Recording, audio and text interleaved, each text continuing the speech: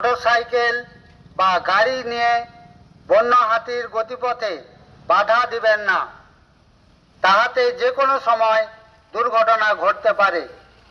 হাতির কাছাকাছি গিয়ে মোবাইলে ছবি তুলিবেন না।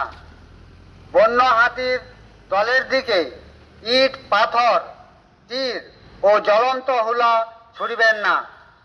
এই অপরাধের জন্য বন্যপ্রাণ সংরক্ষণ আইন 1972 এর 51 ধারা অনুযায়ী 3 থেকে 7 বছর জেল এবং 25,000 টাকা পর্যন্ত জরিমানা বা উভয়ই হতে পারে। বাইরের থেকে আসা জনগণকে সাবধান করা হচ্ছে যে জঙ্গল থেকে হাতি বেরোনোর পর হাতির গতিপথে বাধা দিবেন না। মনে রাখবেন, হাতি আমাদের শত্রু নয়। আপনিও বাঁচুন, হাতিদেরও বাঁচতে দিন।